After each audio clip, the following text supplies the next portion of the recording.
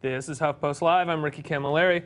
From domestic spying to foreign dirty wars, drones have been subject to a heaping amount of controversy, and now they're the subject of another kind of controversy. I wish we had the X-Files theme to play there when I said that. Extraterrestrial controversy. As drones become more and more common in our skies, more and more people have begun mistaking them for UFOs. Let's take a look at an incident.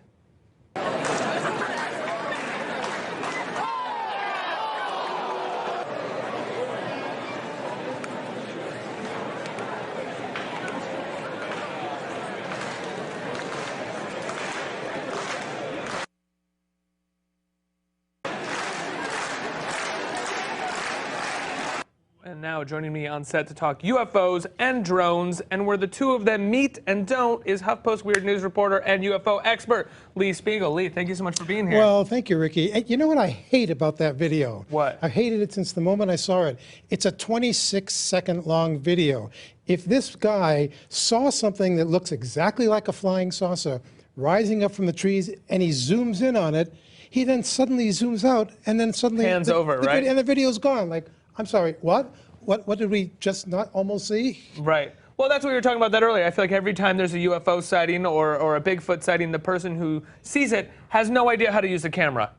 They never know how to use cameras for some reason. Or they know exactly what they're doing because it's all been staged. Right, absolutely. So let's talk about this people mistaking drones for UFOs. How often are we seeing this, and what actually was happening in that video? All that was actually happening was it was a minor league baseball game up in Vancouver, Canada, back in September. It was either September or August.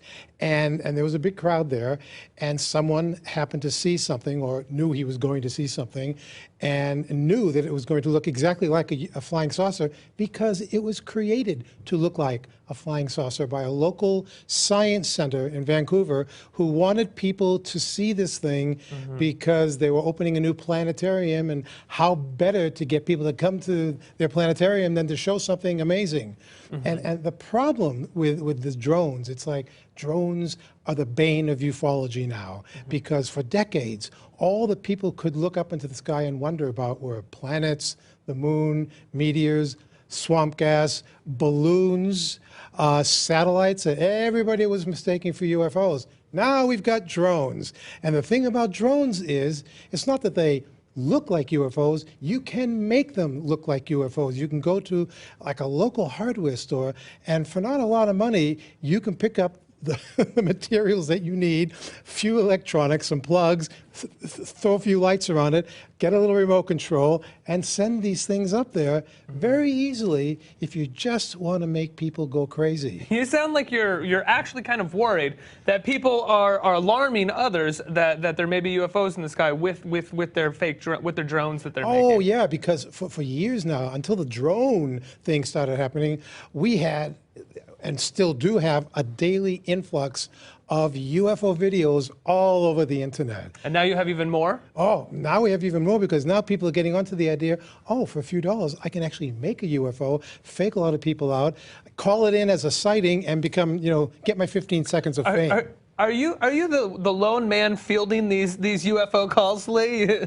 No, no. So exasperated by them. No, it's because there's so much better stuff out there to consider, to look at, that scientists, serious scientists, are investigating things that we don't really need. We shouldn't take the time for the garbage that's out there. But people want to believe in everything they see that they don't understand when they first see it. Talk to me about military drones and how they actually play a part in this, because we're kind of initially talking about toy drones, drones that you can sort of makeshift yourself in your garage with parts from a hardware store. But what about drones that are being flown by the military? Well, there's actually a center in Maryland that tests new unmanned drones that are created by the military. They test them there, and recently one was actually it caused a lot of traffic on the Beltway in Washington, because it was put on top of the back of a truck, and it was brought along the Beltway, and people were, for days, it was, what was that? What was that? But it was actually a drone, and people can't get under their skin in that these things may not have been created or may have been created at Area 51 in Nevada. You know, where we know now that we've been told by the CIA that yes, there really is an Area 51. We're looking at a picture of it, a satellite image right now. For decades, the government actually denied this place existed, and yet most people knew that it was there because there was satellite imagery available of it.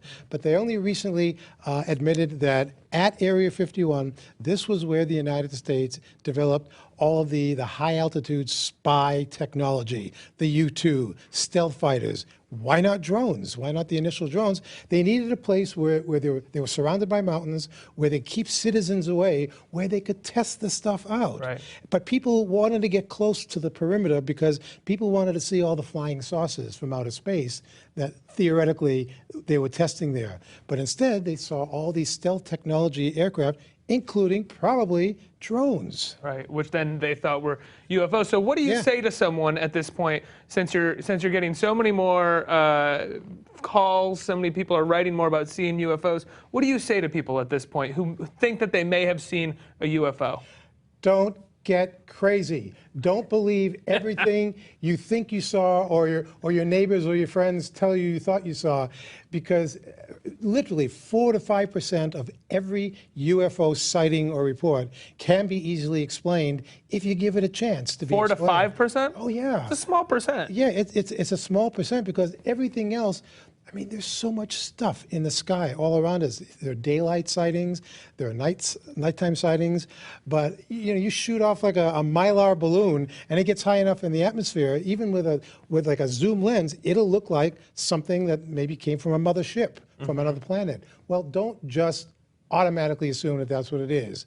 Ask around, talk to some other people, make a few phone calls, but certainly don't spread the word or spread the rumors that you know, we were just subjected to UFO reports last night, because probably you weren't. Lee Spiegel, thank you so much for joining us. Thank you, Ricky. Talking to us about drones and UFOs and how the two go together. You guys are watching HuffPost Live. Stick around. There's more coming up next.